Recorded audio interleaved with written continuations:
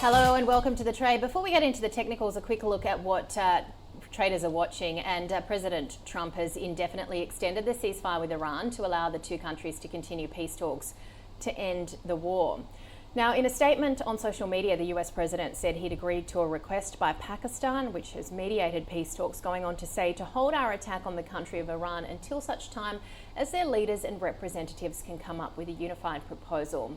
President Trump also saying he would continue the US Navy's blockade of Iran's ports and shore, which Iran's leaders have said is an act of war.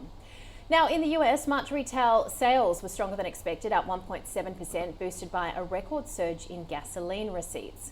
And President Trump's nominee for Fed Chair Kevin Warsh has testified before the Senate, pledging to act independently, going on to say the president never asked me to predetermine, commit, fix, decide on any interest rate decision in any of our discussions, nor would I ever agree to do so. He said, I'll be an independent actor if confirmed as chairman of the Federal Reserve. US Treasury slumped on the strong retail data and uncertainty over the Middle East war, the 10-year at 4.3%, and Australian three-year government bond yields have risen to 4.6%, the 10-year just under 5%. While looking at currencies, the Aussie dollar is tracking at 71.6 US cents. Let's get into the charts now. Jonathan Tacadena from MPC Markets identifying things that are winning here from the war. So natural gas. Yeah, absolutely. So they say the first casualty of war is the truth. And if you look at the lens of energy, energy is life. Basically, GDP is energy converted into products and goods and services. And USA is winning the war on that. And when I say winning, it's basically they're losing less than everyone else. Obviously, their economy is being affected by these prices, but the charts will show you that they are doing really well in relative terms. So you can just see that basically there is cheap, abundant energy in the USA, and a lot of the companies are taking advantage of that. So this is a chart of natural gas. Now, so just a little bit of education here.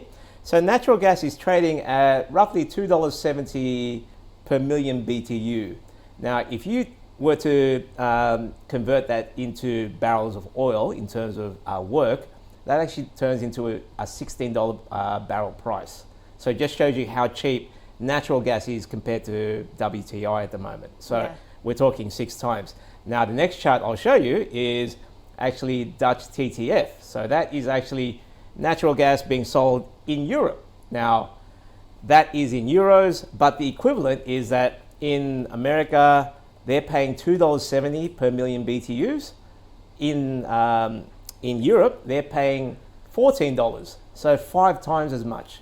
So basically, the US companies are getting energy at 1/5 or 1/6 of the price of competing countries. And obviously, you know, America is very entrepreneurial. If they see cheap energy and they see an opportunity, they're gonna take advantage of that. And I'll show you the winners from that, and you know, how to actually invest on this. Yeah. So just as a Dutch person, are you telling me that Dutch natural gas is underperforming USA natural gas? No, it's more expensive. Basically, it's more expensive. Okay. So what I'm saying is that they're paying say $14, whereas the USA is paying $3. Right, okay. Yeah. So now we want to get into some of these stock winners. So chemical, transport, energy, infrastructure. Exactly. Let's kick it off with Dow. What is that showing you? And this is obviously not the Dow Jones, the Dow Incorporated. So Dow Chemical Company. So you'll see here, like basically since January. So once USA invaded or had that successful sort of coup in Venezuela, you can just see Dow Chemicals just zoomed up. And what that means is that basically, you know, they're using that cheap feedstock, that cheap natural gas, to actually just produce more chemicals. And with the with Europe paying $14, whereas the USA is paying $2.70, it just means that they're winning on cost there. So obviously, chemicals has been one sector that's benefited from this. So transport, I mean, we know that shipping costs and they were very much disrupted during COVID as well. What does it mean for, say, the likes of FedEx? Well, FedEx is actually a surprise winner from this. So it's the reason why I got a little bit bullish, or actually just delved a little bit into a bit more of this, is that so I try and absorb as much content as I can, and there was this bullish transport index. A gentleman was talking about.